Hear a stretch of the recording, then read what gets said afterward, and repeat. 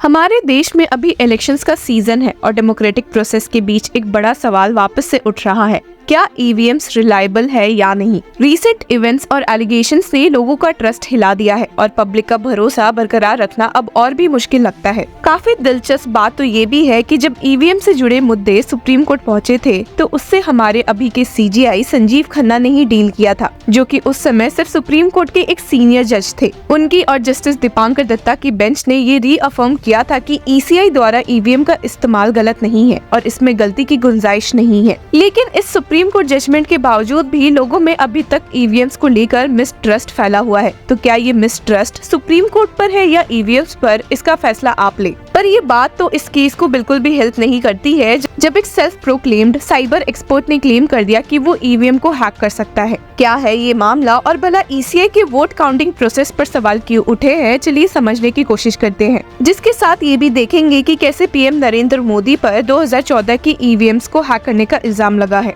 EVMs के आने से पहले पेपर बैलेट्स में ढंग से ट्रांसपेरेंसी मेंटेन करना मुश्किल था, इसलिए जब ईवीएम्स आए तो हमने कहा कि ये आगे का एक स्टेप है और इसे टैम्पर प्रूफ बनाया गया है। लेकिन क्या ये सच में टैम्पर प्रूफ है? 2019 से लेकर आज तक लगातार ईवीएम्स के क्रेडिबिलिटी पर सवाल उठ रहे हैं। इलेक्शन कमीशन का काम है ट्रांसपेरेंसी इंश्योर करना, पर रीसेंट रिपोर्ट्स और एलिगेशंस ने लोगों का भरोसा हिला दिया है। यहाँ सबसे बड़ा एग्जाम्पल है 140 प्लस कॉन्स्टिट्यूएंसीज में वोट काउंट और वोट्स पोल्ड के बीच का डिफरेंस। तो ये सिर्फ टेक्निकल एरर है या कुछ और? यही वो सवाल है जो अब पब्लिक के मन में है। और यही एक नया ट्विस्ट आया इस कहानी में जब सईद शुजा, जो पहले भी ईवीएम हैकिंग के एलिगेशन से जुड़े गए हैं, उन्होंने कुछ और शॉकिंग रेवलेशंस कर दी। इंडिया टुडे के एक रिपोर्ट और इन्वेस्टिगेशन से ये पता चला है कि Syed Shuja can use technology from US department of defence where he was employed as a contractor to help an alliance win the elections, और वो ईवीएम्स को हैक करके पॉसिबल है। इस इन्वेस्टिगेशन में उन्होंने क्लेम किया है कि ईवीएम ऑफ रहने के बावजूद भी उसमें हैकिंग हो सकती है। जी हाँ, आपने सही सुना। उन्होंने रिवील भी किया कि महाराष्ट्र में 20 नवंबर से होने वाले इलेक्शन में he has access to 281 out of 288 seats. Shuja ने ईवीएम को टैम्पर्स करने के साथ 63 सीट्स को हैक करने की बात भी सामने रखी है अगर he is provided with VVPAT details, जिसके बदले में उन्होंने 53 करोड़ रुपए की मांग की है। और अगर ये सच है तो क्या ईवीएम सिस्टम सच में ट्रस्टवर्दी है या नहीं, ये एक बड़ा सवाल है। इंटरेस्टिंगली शुजा ने ये बात भी बताई है कि साल 2014 में ईवीएम हैक करके ही PM Narendra Modi led BJP को इतनी ओवरवेलमिंग सक्सेस मिली थी। ये पहली बार नहीं है जब शुजा से जुड़ी कंट्रोवर्सीज उठी है।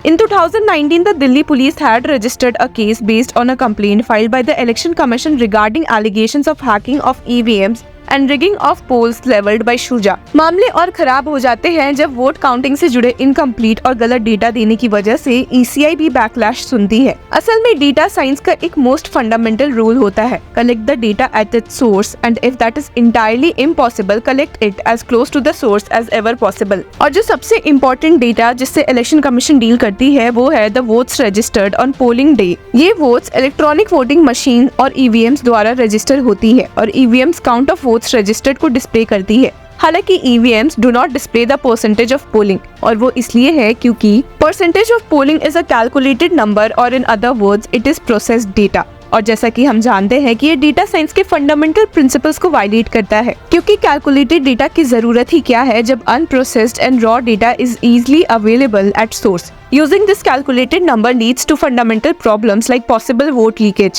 पर इस प्रॉब्लम का कोई सोल्यूशन भी नहीं दिखता है, जिसमें एक मुश्किल ईसीआई पोर्टल के आरटीआई सेक्शन में भी है, जिसमें सिर्फ एरर्स और नेटवर्क इशू स्टेट होते रहता है। और वैसे ही इलेक्शन कमीशन की एक रिपोर्ट में 140 प्लस कॉन्स्टिट्यूएंसीज में वोट काउंट और वोट्स पोल्ड के बीच का डिस्क्रिपेंसी देखा गया है। जैसे कि जयपुर रूरल में 850 वोट्स मिसिंग है और मुंबई नॉर्थ वेस्ट में 2 वोट्स एक्स्ट्रा काउंट हुए। क्या ये सिंपल टेक्निकल ग्लिच है या कुछ और गड़बड़ हो रही है? अगर आप सोच रहे हैं कि ये सिर्फ एक बार का इंसिडेंट है तो आपको ये सुनकर शॉक लगेगा कि 2024 लोकसभा इलेक्शंस में भी एक फेज में 5 करोड़ वोट्स का सडन स्पाइक आया था। क्रिटिक्स ने कहा कि ये सडन वोटर टर्नआउट का फायदा रूलिंग एनडीए को ज्यादा है। इस पर ईसी का क्या जवाब है? इलेक्शन कमीशन ने कहा कि ईवीएम और वीवीपीएटी सिस्टम टैम्पर प्रूफ है। उन्होंने कहा कि जो डिस्क्रिपेंसीज आई है वो मॉक पोल डेटा की वजह से हो सकती है या प्रोटोकॉल्स की वजह से कुछ टेक्निकल ग्लिचेस हुए हो। लेकिन क्या ये जवाब लोगों का भरोसा वापस ला सकता है? क्या यही एक्सप्लेनेशन इनफ है डेमोक्रेसी के लिए? क्योंकि अगर हमेशा यही टेक्निकल एरर्स और मॉक पोल का एक्सक्यूज दिया जाए तो क्या हम अपनी डेमोक्रेसी के फ्यूचर के लिए तैयार है? अपोजिशन पार्टीज और कुछ एनजीओज ने इस बार इलेक्शन कमीशन पर सीवियर बायस का इल्जाम लगाया था। कांग्रेस और दूसरी अपोजिशन पार्टीज ने कहा कि ईसीआई की ट्रांसपेरेंसी और अकाउंटेबिलिटी के स्टैंडर्ड्स को चेक करने की जरूरत है। इस इशू पर लीगल बैटल्स भी हुई है। 2019 में एडीआर और कॉमन कॉज एनजीओज ने सुप्रीम कोर्ट में ये इशू उठाया था और कहा था कि बिना ऑथेंटिकेटेड डेटा के इलेक्शन कंडक्ट करना अनकॉन्स्टिट्यूशनल है। सुप्रीम कोर्ट ने ईसी को स्ट्रिक्ट वार्निंग भी दी थी, पर अब फिर वही डिस्क्रिपेंसीज देख रही है। आज के टाइम में पब्लिक का भरोसा इलेक्शन कमीशन पे धीरे धीरे कम होता जा रहा है। एक रीसेंट सर्वे में सिर्फ 28 लोगों को ईसीआई पर पूरा भरोसा है, जो पहले जुडिशरी और आर्मी से भी ज्यादा हुआ करता था। ये अलार्मिंग ट्रेंड है, क्योंकि डेमोक्रेसी की फाउंडेशन ही ट्रस्ट है। अगर लोगों का अपने इलेक्शन सिस्टम पर ही ट्रस्ट कम होता जाएगा तो एक डेमोक्रेसी कैसे चलेगी? आज का सवाल ये नहीं है कि ईवीएम हटा दिया जाए, पर क्या हम इन्हें और रिलायबल बना सकते हैं? कई एक्सपर्ट्स और एक्टिविस्ट कहते हैं कि हमें ब्लॉकचेन टेक्नोलॉजी जैसी चीजें इंटीग्रेट करनी चाहिए और हर वोट का रिकॉर्ड मेंटेन करना चाहिए जो पब्लिकली वेरीफाइबल हो, जिससे ट्रांसपेरेंसी और अकाउंटेबिलिटी मेंटेन रहे। आपके हिसाब से क्या ईसीआई को ईवीएम सिस्टम में रिफॉर्म्स लाने चाहिए? ब्लॉकचेन या मैनुअल काउंटिंग जैसे कोई हाइब्रिड सिस्टम बनाने चाहिए ताकि वोटर कॉन्फिडेंस बनाए रखा जा सके? डेमोक्रेसी तभी सर्वाइव करती है जब हम क्वेश्चंस पूछते हैं और जवाब मांगते हैं। आपके थॉट्स और आइडियाज नीचे कमेंट्स में लिखिए और इस कन्वर्सेशन को आगे बढ़ाइए और हमें बताइए कि क्या आप ईवीएम्स को रिलायबल समझते हैं या नहीं। Until then, keep following law चक्रा।